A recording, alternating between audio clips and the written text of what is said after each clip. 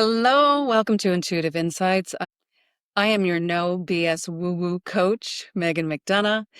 I'm here to help you get in touch with that intuitive creative side of self with tools, with insights, and today with insightful conversations. Today, I have with me my neighbor, my friend, Dana Zarowski. Dana is a multidisciplinary artist and an intuitive creative. She weaves together oil painting, photography, custom clothing design under her evolving brand, Dana Zee Studios, that is. Her work blends raw expression with soulful symbolism, often exploring light, nature, layered textures. In addition to her visual art, Dana offers intuitive tarot readings, and she creates a space where guidance and artistry intersect. Through every medium, she invites others to connect with beauty, meaning, and transformation. Welcome, Dana. Thank you, Megan. Very happy to be here. Very excited to be here. So, okay, let's start with our two questions. My two questions. How do you define intuition? It's yourself guiding you. You know it's there. You know that feeling. People say it's in your stomach, in your gut, I don't know that that's always the case. I think sometimes our intuition can be outside of us. We see a sign, we see something that is your intuition tuning you in, like, hey, pay attention to this. Or Yeah, I would say that's like intuition having a conversation with you. yeah, yeah, you're speaking to yourself from a different sort of perspective, from a different way of looking at it, almost like a friend would talk to a friend, but you're giving yourself the best advice because you're the only one who can give you that advice. You're the only one that knows you that well. Mm-hmm. So Mm-hmm. that intuition comes from knowing that you are the one person that holds the key to what you know about you. You can't go outside yourself for that. You can't ask a friend anything about you, really, because all you're really asking them to do is give you affirmations of what you feel, because you know already what you feel. It's just you're looking for the external validation, which honestly, the external validation is the clouded judgment. It's the intuition without the external validation that is the true intuition. It's what you feel in yourself without anything else clouding. Yes, agreed. So, how do you and how have you used and learned to use intuition in your life? So it's been a struggle throughout the course of my life. I have been through a lot of traumas throughout the history of my life. So I have tuned into my intuition and turned it off, and then tuned into it and turned it off. And I realized that when it's sort of off, things are not going the right way and all that jazz is when I'm actually not listening to it. When I am listening too much to the external world and what the external world wants to place on me versus what my actual voice is, so much so that I can no longer hear my own intuition. And I sort of was able to sort through that, in the last year or so. It's been a journey of 3 years, starting to paint again. I started to feel my voice again. I started to be able to just express myself again and actually go, hey, wait a second. This is something I like. Like, I like this, you know? So it started there after being sort of non-existent. It was there. I just wasn't listening to it. I couldn't hear it because I couldn't hear myself over everybody else's judgment of me, over what everybody else might think, over what everybody else even said, or you know what I'm saying? Like what my dream was, what my reality is. Yeah, I have a question on that. Yeah. Twofold, actually. So you mentioned that this thing was painted on you. Is that what you said? I don't remember. You said like the other people's perspective was painted on you. Yeah. Yeah. In So layers. how did it get painted on, do you think? How did it get what? How did it get painted on? You know, through life, I, being a very empathetic person, um, I would, even as a young child, I'd go into a room and I was like the peacekeeper, right? And I think I sort of prided myself in being that peacekeeper, when there, when tragedy struck in the family, I was there to help others with their emotions, help others maintain their emotions, right? I didn't know that. I can go back and look at that and sort of see that now. As a child, I didn't understand that, but through each of those things, each layer, each judgment, each time you step 1 inch outside of what other people feel is normal, you get a nice little coat right over you. And you don't see it. It's like clear. You don't see it. It's like glue. You know how you put glue, a layer of glue over you? Mhm. It's just like that. You put this one little layer of glue over you. So, hey, it was just that person's judgment, right? And then that person's judgment, the next time you go to sit down to do that thing, if you glossed over that and you didn't acknowledge it and say, oof, whoa, that's not me. That was somebody else's, right? It sticks to you. It has Mhm. nowhere else to go because you didn't acknowledge it. You didn't say, hey, this is not a part of me. You didn't say, I Mhm. don't accept that. You said nothing. So in a sense, you didn't stand up for you in that instance. And because you didn't stand up for you, the lesson there is to learn how to. Mm. And with every layer, you get buried further and further and further from the truth of who you are and how you even got there. And so I spent a year layer by layer, going through each one and acknowledging each layer, acknowledging each person, acknowledging them in their form, in what age, what circumstance, all of the things. Because I don't talk to my 5-year-old. I was a foster parent for 10 years. I don't talk to a 5-year-old the same way that I talk to an 18-year-old. I just don't. Mhm. That's not how you do it. But they could have the same root issue, Right. but I wouldn't talk to them the same way. Right, because they understand at different levels. So I had to do the same thing with every layer of judgment, with every layer of everything that Yeah. I was built upon or thought I was built upon. Because the thing is I was absolutely, you know what? I was absolutely making my life better by changing the energy in the room. I was in the moment, Mhm. but future me couldn't even see future me because Mm. I was too busy maintaining everybody else's energy and not enough energy maintaining my own energy and seeing what my own needs were. So the closer Yeah. I got to giving myself the space, the freedom without guilt to sit with myself and Mhm. enjoy my own presence, the easier it became to peel the layers off and see who I am for who I am. So I want to go back on a couple of things. One, I want to just say this. This is a clarification for me. It may or may not be a clarification for you, but I want to say it. Instead of what other people feel as normal, you know how you said, assuming what other people have said. I just want to clarify my philosophy. It's the perception of what other people feel is normal, not necessarily what they Yes, I feel. guess. So, and in addition to that, I just want to follow that up with we can't notice in my philosophy, we don't see or notice anything that which does not resonate in some way with us. So if we hear a judgment, we can only hear the judgment that we own ourselves. They're just highlighting it for us. If they own a judgment that we don't own ourselves, we won't notice.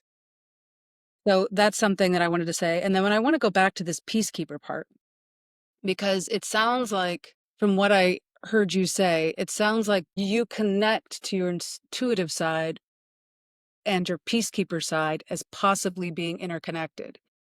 So if that's true, and if it's not true, either way, what did the peacekeeper want and how did it look? Because you could say peace, but what does peace look like?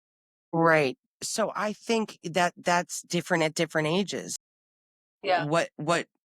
Well, first Ultimate of all, are they connected? ultimately, the First, are the overarching is peacekeeper and the safety. intuitive connected? Sorry. What? Do you feel that the peacekeeper and the intuitive are connected or are like the same thing or in relationship to each other? Everything is in relationship to one another, but They're different parts in how they relationship. relate, it kind of feels like a little bit of training ground, I guess, in a way, Yeah. because had I had not had those experiences, I would not be able to look back on those experiences and delineate between what is my energy, what is someone else's energy. So I kind of look back on that because I'm seeing myself as young. I look back at that and I didn't know it at the time. You know, at Mhm. the time, if I look back at that age, there's no way I was connecting to true intuition because I was housing other people's anxiety. So you're speaking more than it sounds like to me. What I'm hearing is, and wanted to go back on this too, was that it sounds like you're connecting your intuition with your empath, which Yeah. are very much, and I'm like all crooked now. They're very much, they're very similar, if not sometimes the same thing.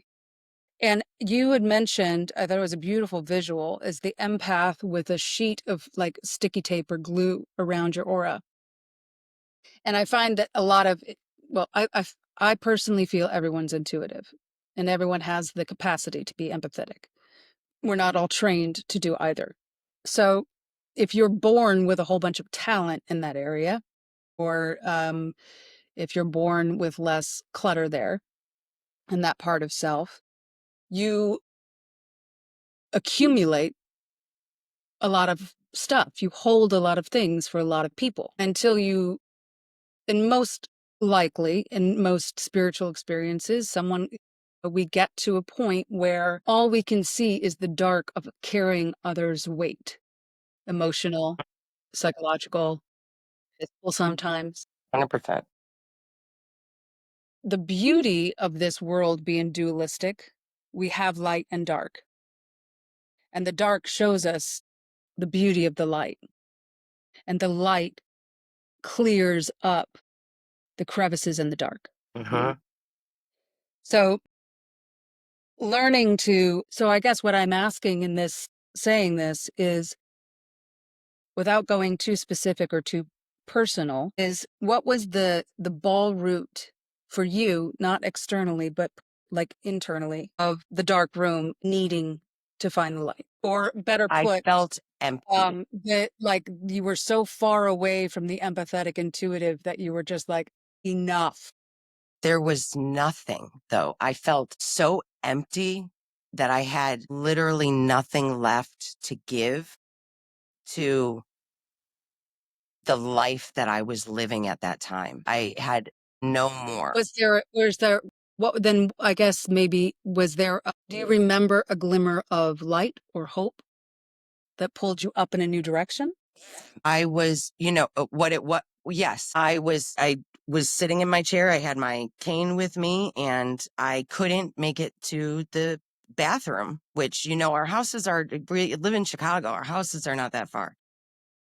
And I had had enough, and it was just, it was get up and get out like that. There was no glimmer of hope. What I realized that the glimmer of hope, there was no glimmer of hope. There was no one coming to save me that was outside of me. Mhm. I had to get up and start walking and just keep moving and doing for myself. You know, that was the glimmer of hope. I was the glimmer of Yeah. hope. I gave myself the glimmer of hope. Yes. Yeah, that's what I mean. I mean, it always comes from within. I'm just asking, Yeah. like, what was, because sometimes it's a thought or an insight, or sometimes it's an external symbolism of something shifting internally, you know, I think or everything noticing. happened sort of simultaneously for me. And then as I sort of, chose myself over anything else in order for me to heal and move forward, that's when every time I chose myself, Every time I chose my truth, that is how I got closer and closer to my intuition. That's how I got closer and closer to the intuitive side to me, to the paying attention to just everything, understanding the connectivity of it all. Mhm. I don't know if I described that. Yeah, no, that works. That's your truth. That's it. I talk a lot. So, We what know I this. wanna talk about now is something that's near and dear to me, which is the connection between creativity, artistry, and intuition, and how they're kind of access points to each other, opposite ends of the spectrum. Intuition is potential creativity, creativity is kinetic intuition. So, you were an artist and then you stopped, like, in your 20s or something, and then you came back to it. So, what brought you back and what made you stop? Well, life made me stop. I I wasn't so I did photography in high school, and then in my early 20s, somebody bought me, or they didn't buy me paints. They worked at Michael's. I don't know how they obtained them, but they got me some oil paints. They stole you some shit? Maybe. Fell off a truck? He was, I think, I think. Anyway, he always watched me just doodle because that is how I sort of adapted myself in the world. Well, as you know, I'm more of like an introverted sort of person. Like I'm extroverted, but only in, Introvert, extrovert, yeah. yeah. So he gave me those, and I painted for a couple of years with that, and I would sell a painting and then put it right back into just getting more paints because I just loved it so much. That was all I was.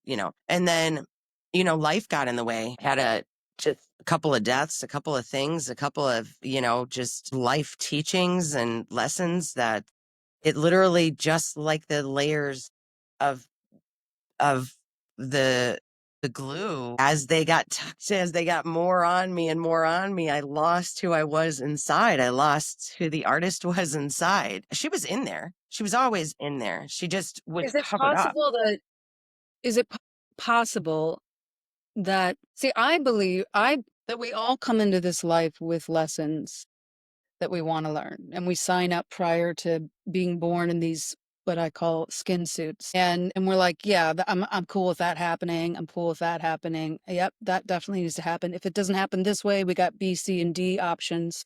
And instead I also feel like that perspective, for me at least, gives a more empowering vision of my journey in life and less of a um, helpless one. So, is it possible that the layers weren't thrown at you, but that they were pulled into you to hide your sensitivity? I Because like it I sounds said like there's a before, I lot think it's going like on. boot camp, right? I think I've said this to you before, Yeah. like spiritual boot camp. Okay. So like I feel like my whole life has been a spiritual boot camp. So those things that I talk about, the layers on top of layers, right? That is more of a visual representation, but it is No, but it that's is how I based off explain it of too. sort of the Yeah. choices, right? I may not Hmm. have had so many layers if I was able to stop, look, recognize, and adjust. I didn't. Right. But that's what I'm saying. At the time, you needed a blanket.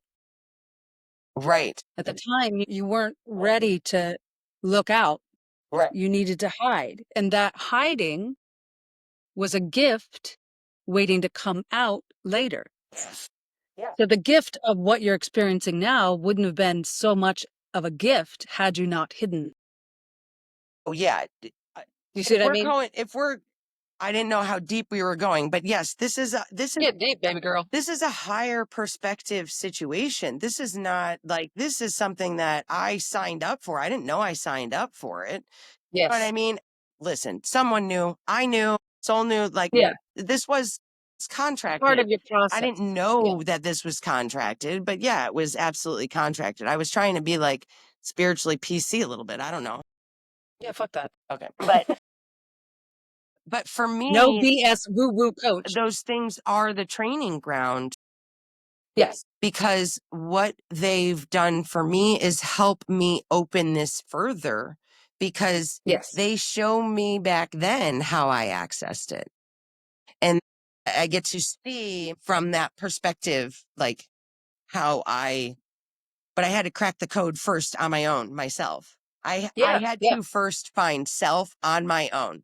You can't get there until you like go searching for yourself. Once you try to go and search for yourself, then you'll start to find these pieces that were missing. You know what I mean? They're hidden for a I do. reason. Every you have a path, a soul, you also have free will and choice in this human That's right. form. So Yep. you could potentially not learn your lessons and Yeah, and then you have come to back cycle and through learn it all again. over again. You know, I like, or So it's how much are you willing to listen in this lifetime? yeah. And you know what? Sometimes you have to walk through the fucking fire to get there because Yeah, but you're there's making hard choices, but you're making hard choices to sort of stand up for yourself. You know, you're kind of like yes. going back to that soul contract. Like, no, I remember who I am. I'm going to follow that lead. Yeah. There's also there is a, and I love using spiritual like allegories, but I always butcher them.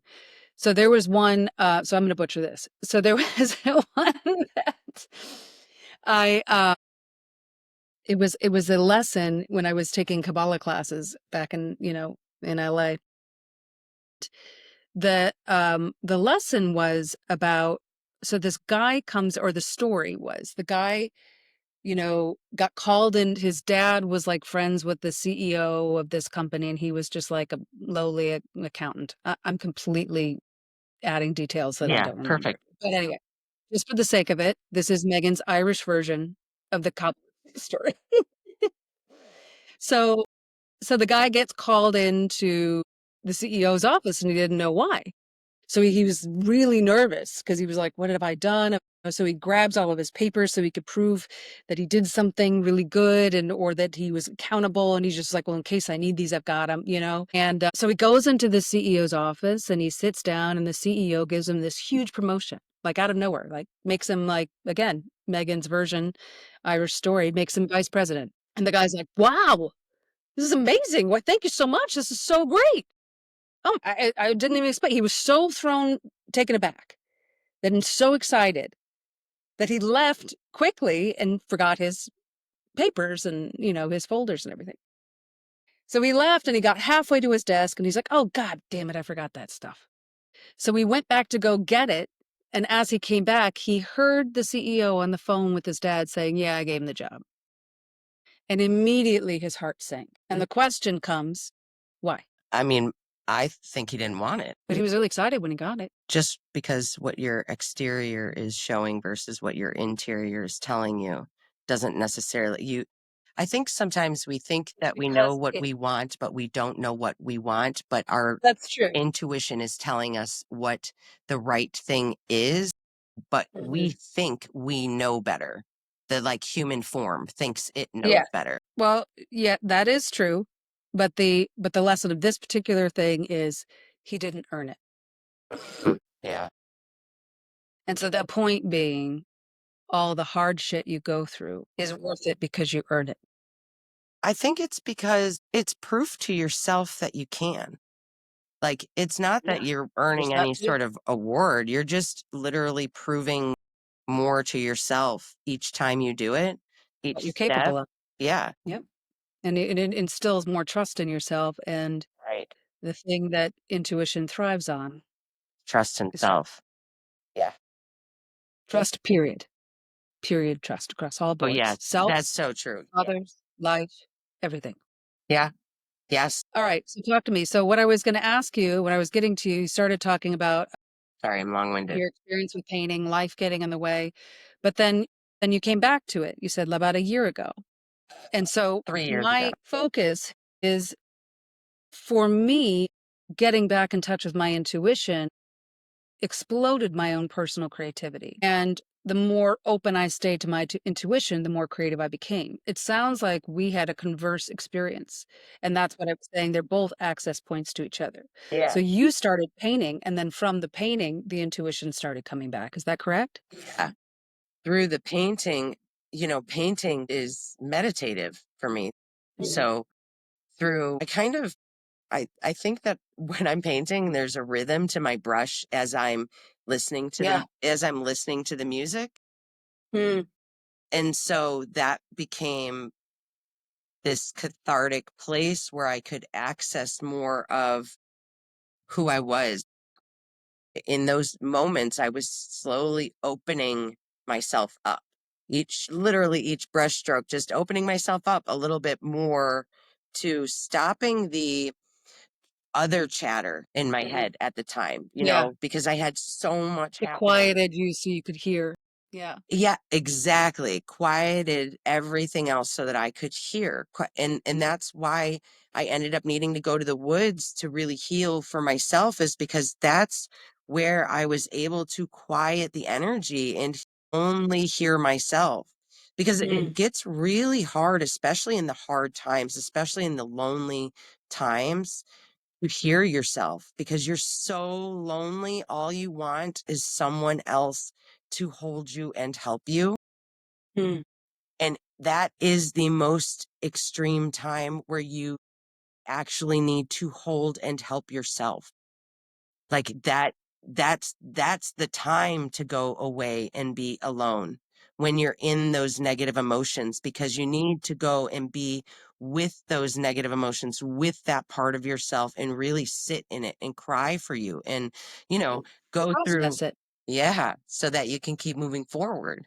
And I Yeah, did and all that also through painting, like through I I yeah. was able to get that out. I cry while painting. I have paintings that I have smashed because I've been so fucking upset and just, I mean, I thrashed this place. I've thrashed it a few times, Mm. through the course of fighting for fucking me, Mm. and I keep them because it's a reminder to me that I fought for fucking me. I fought me Mm. for me, Mhm, mhm. Yeah. and I learned it through painting. There were 2 things I wanted to say to that, pick up on what you said, but, um, there's a yogic saying that I use a lot, which is, "The body is to the breath as the breath is to the mind." And in yoga, we learn to slow down, focus, train the body so you can slow down, focus the breath so you can slow down, focus the mind. And the thing is that what happens when you live in a city or if you're living in misalignment, and misalignment meaning energetic and physical, mental, spiritual, that the breath gets disrupted. And the best thing you can do then is to go out into nature because nature never forgets to breathe. The rhythms of nature don't get disrupted by, you know, too much visual stimuli or, political weather, Yes, you there's know? nothing there but nature to guide you. Nature's magic to Yes. guide you Nature will take your pain and transform it back into nature, as long as you into trust. something new. The other thing I wanted to say on that, and then I want to pop onto a new subject because I'm ADHD, is one thing my teacher said about spiritual evolution years ago. I remember her saying, because as I was training with her, I kind of was finding myself to be more of myself, which is more like a hermit, to be honest. I love being alone. I love it. Love being alone. I get lonely, yes, but I love being Yeah, alone. I do too. And I would much rather, like, I was still out in the world partying and drinking with people and whatever, but it was for them. It was never for me.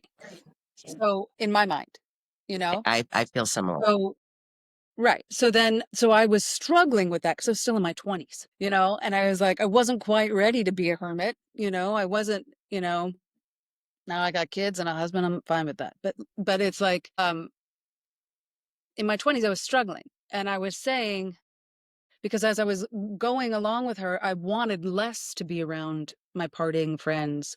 I wanted more to be home, being and doing peaceful things, meditating, things like that. And she said, and I said to her, I said, "Well, isn't it lonely? Because there's less and less people." She talked about less and less people being on the path as you elevate, as you evolve, as you raise your energy and your frequency and your spirituality. And I said, "Well, wouldn't that be lonely?" And she said, "No, no, no, no. Alone. but never lonely. Yeah. Never. Because when you have the connection to source, you're never lonely, No. No. but Oh you my may be God. on You're your own. never alone. No. You're just no. You're not. And that's huge once you sort of break that and realize that you're never alone. That Mhm. you know, That becomes like an anchor in the world to and me. I add to that a little bit because I really, to me, as you know, I've just sort of literally just sort of lost everything in my life. Friends, you name it, right? Disappeared. And it hurt at first, but the truth is that is where happiness is. Like spirit helped get those things away from me by guiding me to nature because in nature, I was able to remove myself from energies that I could not separate myself from. Mm. So when I went to nature, I was able to separate myself and just sit in nature and stop moving and slow down because my nervous system didn't even understand how to do that. The Mhm. human nervous system had no idea what slowing down actually meant. Mhm. And then remove all of the other energies literally kind of one by one, like day by day. I went through energy by energy of people that I had in my environment. So I didn't just work on me. When I was learning to come back out into the world, my first thing to do was assess everyone's energy prior to re entering the world. And I've assessed everyone's energy as I've gotten back into the world so that I decide who I want to use my energy with, who I'm now in control of where I place my energy, who I put my energy on, because I'm not afraid to be alone. So now I get to be the choosy one. I get to be the one who says, you know what? Yes, I do vibe with your energy and I would like to hang out with you. Or, I think a past version of me would have really enjoyed you, Mhm. but not this version of me. And I don't have to give energy to anybody I don't want to. I mean, in the nicest way possible, but I'm not going to waste my time or energy anymore. I used to waste my time and energy. And all that helped me do was to sort of float in their bubble with them versus me floating in my own individual bubble and allowing in, sort of love and light, because if you are so close, there's just something about, It sounds to me like you're speaking to, and what I recognize personally is the difference between discernment and people pleasing. yes, yes. And so you're just gaining clarity on your own boundaries of energy. Right, person by person. And I happily let go all of the ones that don't belong, that I don't see having the ability to just continue to move forward. They don't want it inside themselves at this moment. That's where they're at. That's their timeline. That's their shift. That's their choice. I'm not going to hold myself back to be with someone who's not looking to continue to evolve. So Mhm. I just choose to go that route, and Mhm. it's not anything negative. I have no bad feelings towards them. I literally leave them in love and light, and I hope that they do, find their choice points in life, and then they're able to make the choices that suit them the best, right? That You will, because it's them. exactly right at their time. They're just this is not the Yeah. timeline for it. I guess is the way to say No, it. Like you're this is not in just the not the driver's seat, timeline for and it, and you don't. That's the thing, and that's the trap of that can be a big trap of being empathetic and aware of energy of your own and others. Is that you can see how beneficial certain maps have been in your life, but not everybody is on the same journey, yeah, and they not might not everybody even likes see the it. road trip. They might not see it You know, this go round.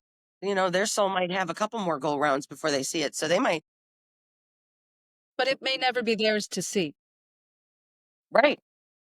There's just so much more to all of this than we can imagine. But what we can do is continue to help other people find their own self. Like it's not like, I guess through almost through like I don't know how to explain it, but but everybody has the capability to get to themselves. They do.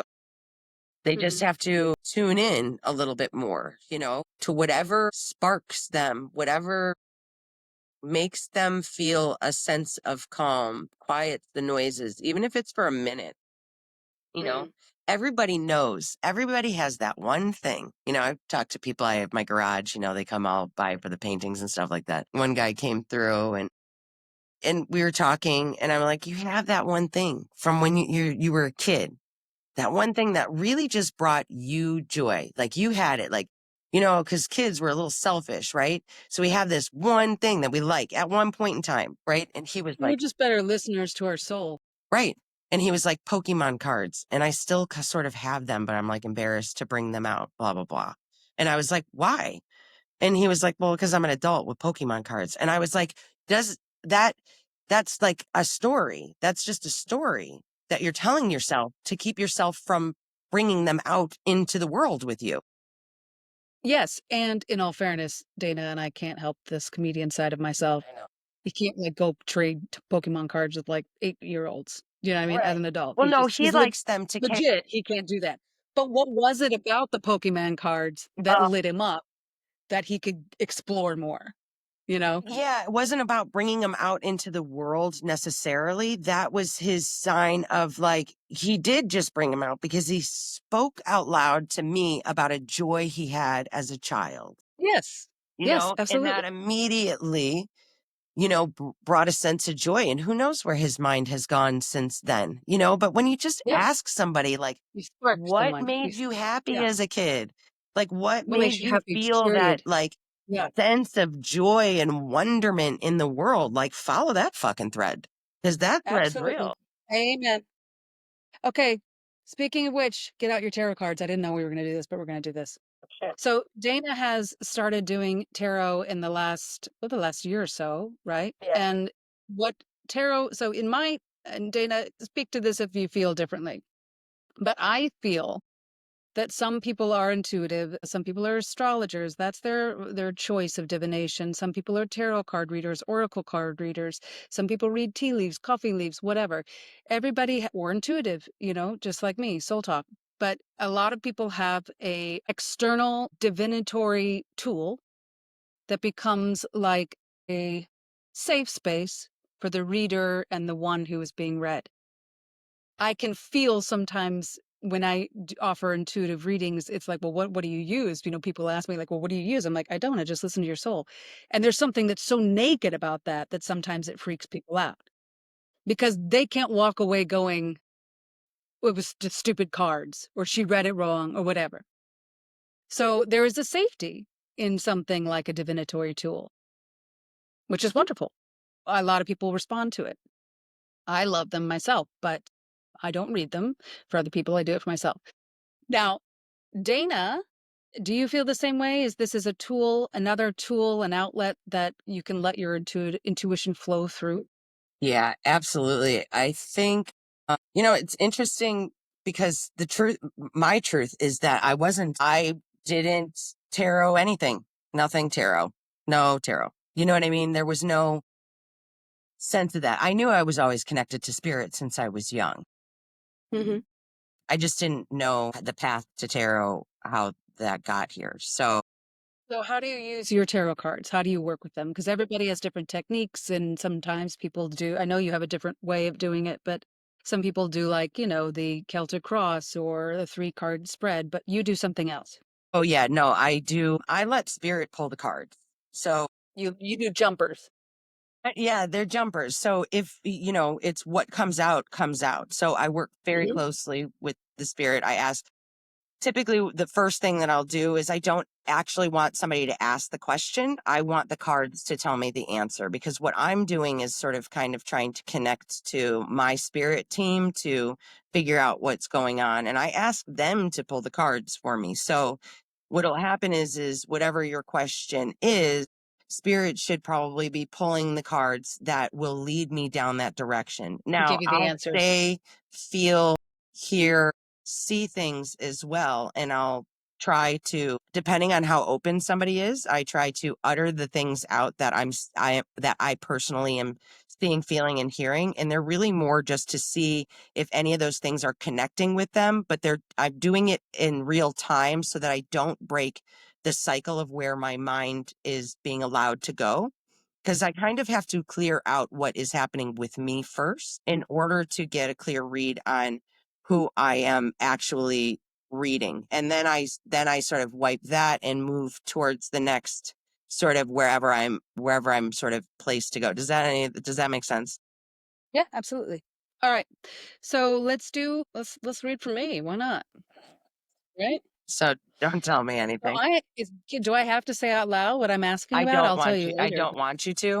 Good. Okay. I'll give you, so we can do it two ways, so I'll read it in the pieces and you can just confirm to me that you received your answer or that I was on the right path without having to tell me all the details, or you could share the details if you wanted to, but I wouldn't go incredibly personal. I say this all the time because the thing is that if you're with other people or other people, like if it's personal. So sometimes Sometimes people don't want to be externally that what's vulnerable. happening to me I will sometimes mirror the energy when I'm pulling into it. And so, you know, if it's like a group reading, I wouldn't like ask a personal question because I might mirror something that triggers you in front of you and not on purpose. It's not a Yeah. purposeful act.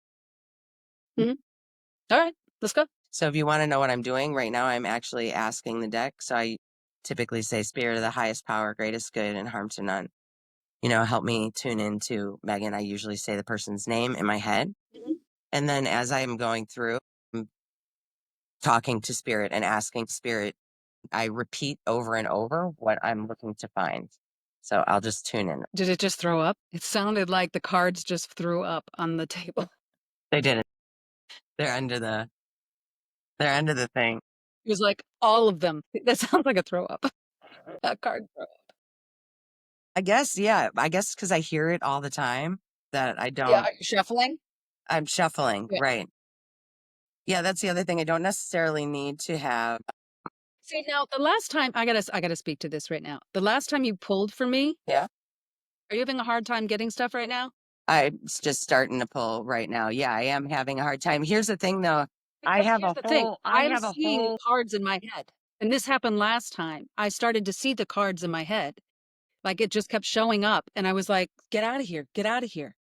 so, but that's part of the training tool, like part of what my training tool would be is like the cards do show up in my head because I can see the cards now and I can associate the cards Yes. to something. Yeah. So I think that you really want to know about your emotional fulfillment and your sort of wish fulfillment. Like I had, like you're in this. So you're looking for sort of justice. Okay, so we have justice at the bottom of the deck, and we have Nine of Cups at the top of the deck. Nine of Mm, Cups is all about. mhm, It's literally wish fulfillment, emotional bliss, family, happy, harmony. Right on the floor at my feet, I got a tower, which it's in mhm. reverse. So as the worst is over in whatever it is that you're sort of, you know, justice is in the upright at the bottom of the deck. The tower is in reverse beneath me, Mm, meaning to me that because the tower is in reverse and justice is in the upright, whatever it was, whatever is going on, you're on the other side of that. So but then you also have the Three of Wands, and show me the 3 of wands. the Three of Wands is in the upright. So this is all about like action, like launching something, manifesting something, throwing something in. So it's kind of like you weathered the storm, okay, Mhm. of whatever it is that you're talking about, and it's coming in. It's going to it. Your intuition is telling you, and actually I just got chills, my legs got chills, and my face is hot. It's Yeah. called perimen I'm just kidding. I'm totally kidding, sorry. What did you say? I said it's called perimenopause. Oh no. No, I know, I'm I kidding. It did was a have to bad figure joke. that the fuck out too. Try and fucking figure out what spirit's telling you. Yeah, while trying to figure out whether or not it's perimenopause or spirit. That was a I think fuckery. the answer is yes. The answer is yes. Figured it out. But All honestly, right. Megan, what I'm seeing is, I pull again. It's you you did what you needed to do. It's moving now. It's launching. It's moving. Mm. Justice is here. Like Mhm. justice is Mhm. here. It's going to work out. Does that make sense? Is that Thank under? God. Because Yeah. to me, I don't understand it. You know what I mean? Like I'm just trying to give you what I got. But here's the I'll other tell you thing. what I I do have a saw. whole nother vision in my head if we're gonna go there. But we're not gonna go there on here. We're gonna go there separately, you and I, because Yeah, yeah, yeah. No, I'm just going to speak to what I saw, and then I want to talk about your hoodies and then what's coming up. But I kept seeing, I believe it's the Six of Wands, where the guy's struggling. That's what I saw. That's what was popping Six up of in my Wands head. is actually victory. So, but in the from you see it in the reverse or It looks sword. like it looks like the top Rider Waite version where he's like forward, and then he's like one guy with a wand Yeah, fighting a whole bunch of other wands. yeah, I think it's the Six of Wands, I think. But anyway, yeah. that's what I saw. Could be the swords too. I don't. Which to me says struggle, but maybe there's a different interpretation of that. So thank you for that, by the way. So that was a little taste of how Dana uses her intuition with the tarot cards. So, couple of things. One, I love your hoodie. Talk to me about it. So I'm taking my prints now, and actually we're in the garage right now, so you can Mhm. kind of Your see. studio. I'm taking all my prints and I'm creating hoodies and gear out of them. Well, you have an Instagram account, I do. Yes. and It's people can order Dana. through there for your hoodies and gear. Yes, yes, yes. Dana's, you can just email me at danazstudios at gmail. And what is your Instagram and It's socials? hashtag Dana Z Studios. So Hmm. DANAZEE studios with an S. Um, and same thing And with, so people can see all your artwork there, yeah, I'm slowly putting up your the artwork and stuff. merchandise. Yeah, I'm doing so. And so um so for the next 3 months, Dana is going to be doing her tarot, Dana Z Studios or Two Worlds Tarot on my website, magnetizeyourlight.com. Underneath online services, book online is where you can find her. I'm offering 10% off with the code MYL10. You got 10% off for a half hour or hour tarot read with Dana. And Dana is also doing something super special, which I absolutely love. And it's fond to my heart because I do something similar in my vein. But she's offering for an additional, minimal charge, an intuitive painting that, like a miniature intuitive painting that goes along or is inspired by your tarot reading, which is kind of a cool thing that you can use as like a mandala to remind you of the messages that came through, and or just a really fun little piece of art that you can collect from Dana Z. Dana, thank you so much. And your website is danazstudios.com? That's it. Yep. Thank you. I appreciate it. This was fun. Yep. And Instagram at Dana Z Studios. It's hashtag Hashtag? Dana Z Studios. Okay, I'll make sure it's all in the show notes, and you can find her and her hoodies and her gear and her art and her intuition. Hashtag Dana Z Studios. Thank Thanks, you so Megan. much. And guys, make some magic today. See you in a couple weeks.